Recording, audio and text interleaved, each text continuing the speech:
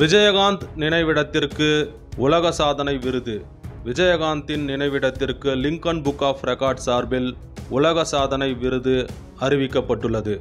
மறைந்த தேமுதிக தலைவர் விஜயகாந்த் நினைவிடத்தில் 125 நாட்களில் தமிழ்நாடு முழுவதும் 15 லட்சத்திற்கும் மேற்பட்டோர் அஞ்சலி செலுத்தியுள்ளனர்.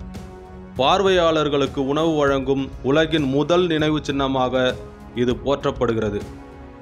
தன்னோட சொந்த காசில் சொந்த இடத்துல ஒரு நினைவு மண்டபம் கட்டி 125 நாளில் 15 லட்சம் பேருக்கு அன்னதானம் கொடுத்துட்டு வர கேப்டன் விஜயகாந்த் அவர்களின் நினைவிடத்திற்கு Lincoln book of world record சார்பாக கின்னஸ் ரெக்கார்டு கொடுத்துருக்காங்க. இந்த விருதை விஜயகாந்த் குடும்பத்தினர் சார்பாக பிரேமலதா விஜயகாந்த் அவர்கள் பெற்றிருக்கிறாங்க. இது உண்மையிலேயே பாராட்டத்தக்க ஒரு விஷயந்தான்.